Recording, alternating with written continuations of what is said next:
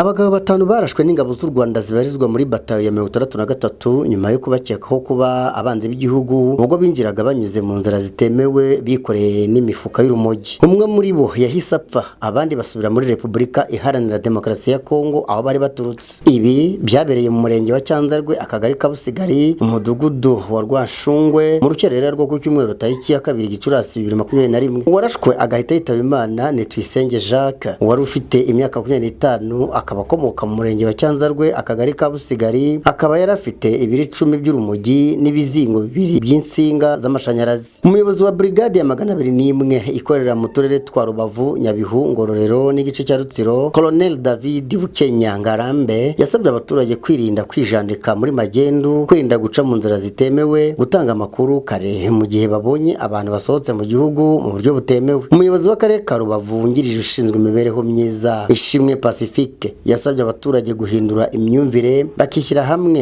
leta ikabafasha kwiteza imbere aho kujya gukora ibitemewe. Ati mugomba guhindura mukishyira hamwe mugakora ibikwiye, leta izabafasha. Mugomba kugarura umutima wo gukorera mu gihugu, mukirinda gukora ibitemewe muca mu nzira zitemewe. Imbibi zihuza u Rwanda na Repubulika Iharanira Demokarasi ya Kongo mu mirenge ya Rubavu na Cyanzarwe hakunze kurasirwamo abaturage bagerageza kwinjira mu gihugu ku buryo bunyuranyije n'amategeko. Abenshi muri bo bakaba ari abinjiza magendu n'ibiyobyabwenge. Batanu bamaze kuhasiga ubuzima mu gihe kitarenze amezi 2.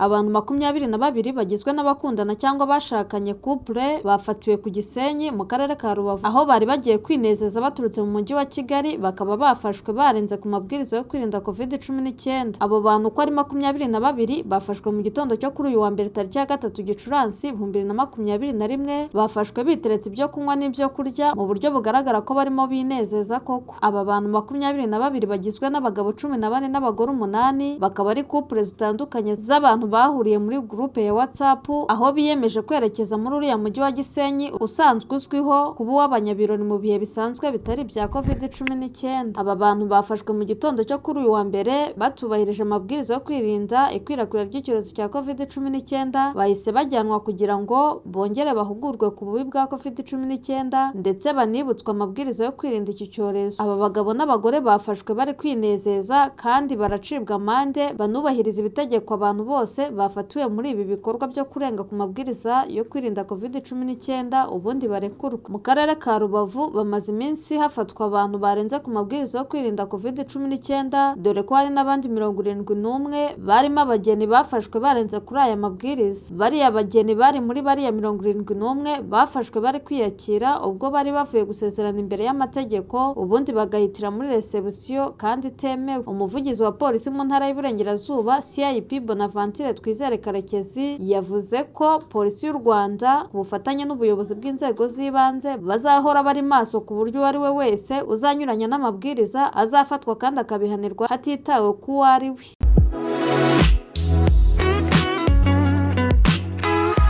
Abasirikare bari ku butegetsi muri Chad babugezeho nyuma y'urupfu rwa perezida w'igihe kirekire Idriss Déby Itno, batangaje abagize guverinoma y'inzibacyuho barimo n'abatavuga rumwe n'uwahoze ategeka iki gihugu. Umuvugizi w'igisirikare yavuze ko abaminisitiri 40 n'ababungirije aribo bashyizweho. Aba barimo na Achek Bin Omar wahoze ari umukuru w'inyeshyamba ugiye kuyobora ministeri nshya y'ubwiyunge mu gihugu. Saleh Kebzabo, umwe mu bakomeye bo mu batavuga rumwe n'ubutegetsi, yavuze ko yemera iyo leta yashyizweho inzibacyuho. Hari n'abandi benshi bamaze igihe batavuga rumwe n'uwari perezida w'iki gihugu nabo bahawe imyanya, ariko abandi batavuga rumwe n'ubutegetsi bavuga ko akanama ka gisirikare kayobowe na Mahamat Idriss Déby Kaka, umuhungu wari perezida w'iki gihugu Idriss Déby Itno, kahiritse inzego zemewe za leta. Abo bavuga ko batazanyurwa kugeza ubwo kazaba kashyizeho perezida w'umusivili. Iryo tangazo ry'abagize guverinoma y'inzibacyuho ryakozwe hashize amasaha akanama ka gisirikare gakuyeho umukwabu wo mu masaha ya nijoro wari washyizweho nyuma y'urupfu rwa Bwana Déby mu mirwano n'inyeshyamba. Mu byumweru bishize habayeho guhangayika kw'amahanga kwituze muri Chad ubwo umutwe w'inyeshyamba bageragezaga ukataza ugana mu murwa mukuru N'Djamena. Igisirikare cya Chad kivuga ko cyahagaritse izo nyeshyamba zo mu mutwe wa Front pour l'Alternance et la Concorde au Tchad FACT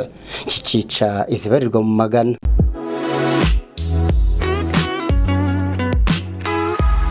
Umubavu TV online n'umubavu.com twasuye aho Padiri Thomas Nahimana akomoka, hatuye na murumuna we, ni mu mudugudu wa Karangirwa, akagari ka Kigenge, umurenge wa Nzahaha, ho mu karere ka Rusizi, nahahoze ari muri prefectura ya Cyangugu. Uyu murumuna we avuga ko Nahimana mu gihe cya jenoside yakorewe abatutsi 1994 hari abatutsi yahishe, kandi ko barokotse ngo kubavugwaho kugira ingengabitekerezo ya jenoside no kuyihakana bimutungura kuko atumva uburyo yahakana jenoside kandi yarabaye areba ari umuntu mukuru. Ati umuntu w'umugabo apfobya jenoside gute mu gihe yabaye akanuye n'amaso yari muzima, afite n'abantu yazanye mu rugo. Akomeza avuga ko ntaho ahuriye n'ibivugwa na Nahimana. Umuturanyi wa Nahimana baniganye avuga ko Nahimana akiri umwana nta kibazo yagiraga, ngo kubavugwaho gupfobya no guhakana jenoside ni ikosa kuko yabayeho. Uwitwa Havugimana Paulin uturanye no kwa Nahimana avuga ko bumvise ko Nahimana yabaye padiri bakumva ko agiye kuvuga ubutumwa gusa, ngo baje gutungurwa nuko yahunze akinjira muri politiki. Akomeza avuga ko bagiye bumva Nahimana avuga amagambo menshi asebya ubuyobozi, ariko ngo ntibabihe agaciro kuko ibibazo agaragaza ntabyo babona, kuko babanye neza hagati yabo ndetse bakaba babanye neza n'ubuyobozi, cyane cyane ko bagejejweho iterambere. Padiri Nahimana akomoka muri diyoseze ya Cyangugu, yanakoreye imirimo y'ubusaserdoti, yatangiye kumenyekana mu Rwanda mu mwaka wa 2005 nyuma yo gutangiza igitangazamakuru gikorera kuri murandasi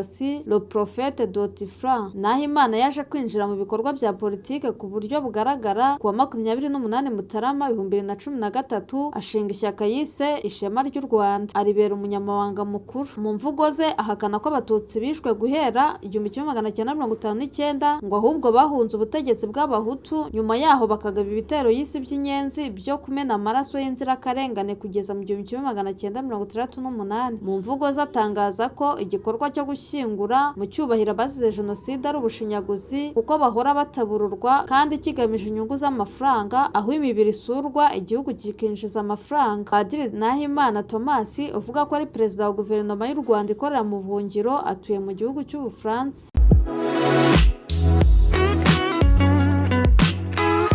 Umwanditsi w'ibitabo Dusengumuremyi Anatole yifashishije igitabo cye yise Better Idea Better Nation, asanga ireme ry'uburezi mu Rwanda hari kudakoresha ubushobozi buhari kuko abana baca ku ishuri gusa ntibahabwe ubumenyi bakeneye bujyanye n'igihe. Avuga ko ibi biterwa no kuba abari mu nzego z'uburezi ari abantu badakunda ibyo bakora, kuko mu burezi hakora abarezi bagiye gutanga uburere n'ubumenyi, ariko ikigaragara mu maso abubu nabajya ku kazi gushaka amafaranga ibindi bitabareba. Ku rundi ruhande avuga ko iyo umuntu agiye gushaka amafaranga mu burezi atanga uburozi aho gutanga uburezi n'ubumenyi, aho hatagize igikorwa mu maguru mashya. Mu Rwanda mu mwaka wa 2050 haba harimo abantu badatekereza. Ngo mu Rwanda usanga mu myanya ifata ibyemezo mu burezi ijyamo abadashoboye kubera ikimenyane, mu gihe iyo hasi hajyamo ababonetse bose kuko badahemba neza. Usanga hari ya mvugo leta ikubeshya kwiguhemba ukayibeshya ko uyirerera. Ngo kuba mu Rwanda hari abana usanga bigira mu ikayi ya mwarimu ni ibintu biteye isoni, kuko hari ibitabo byiza byinshi by'abanditsi bishyuwe kugira ngo bihinduke igikoresho cya buri wese ugikeneye ku buntu gusa. Usanga abayobozi benshi batabihereza abana ngo babikoreshe, kandi igitabo ari ibyo kurya by'ubwonko. Uyu mwanditsi w'ibitabo avuga ko uburezi mu Rwanda bukeneye abantu bakunda igihugu kandi bareba kure, kuko abana bato nibo hazaza h'u Rwanda. Anatole Dusengumuremyi wabonye izuba tariki ya 12 Nyakanga 1992 aho yavukiye mu kagari ka Sakara, umurenge wa Murama ho mu karere ka Ngoma, uvuga ko hashize imyaka 26 ataza aho se umubyara ari, kandi akaba atanamushinguye. Amaze kwandika ibitabo 4 ari byo Shame on Your Africans Not Africa, Better Idea Better Nation, New Me nicyo yise The Bridge Orphans Get Through to Greatness.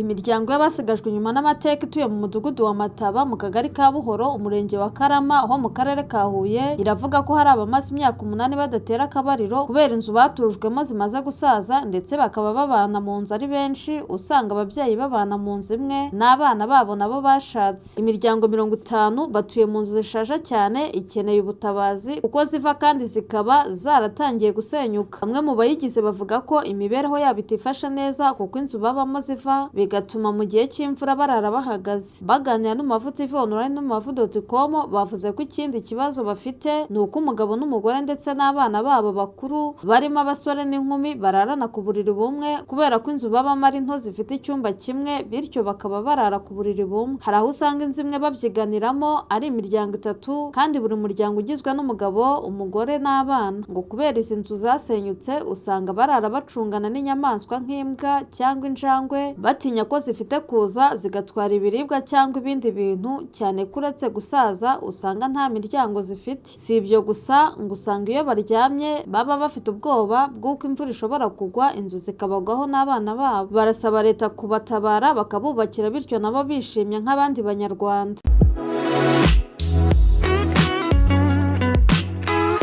Umwe mu bayobozi bakomeye mu idini rya Islam muri Repubulika Iharanira Demokarasi ya Kongo yarasiwe muri umwe mu misigiti ikomeye muri iki gihugu mu mujyi wa Beni. Umuntu witwaje intwaro yarasheshe Amine ubwo yari mu masengesho y'umugoroba ku wa gatandatu, hanyuma ahita aburirwa irengero. Bivugwa ko uwo muntu warashwe yari umwe mu bafite ijambo rikomeye muri ako gace. Uburasirazuba bwa Repubulika Iharanira Demokarasi ya Kongo bumaze igihe kinini bwigabijwe n'ikibazo cy'umutekano muke, aho bivugwa ko hasigaye hariyo n'abarwanyi bagendera ku matwara y'idini ya Islam. Imitwe myinshi irwanira mu burasirazuba bw'iki gihugu yatangiye kuhashinga ibirindiro guhera mu myaka yo mu 1990. Ntabwo kugeza n'ubu haramenyekana impamvu uwo mushehe yishwe, gusa ibikorwa by'ubugizi bwa nabi bikunda kuba muri ako gace byihishwe inyuma n'umutwe wa ADF. Ni umutwe washinzwe mu myaka irenga 20 ishize, urimo abarwanyi baturutse muri Uganda, aho biyemeje kurwanya ivangura rikorerwa abayisilamu. Umutwe wa Islamic State wakunze kwigamba bimwe muri ibyo bitero bya ADF.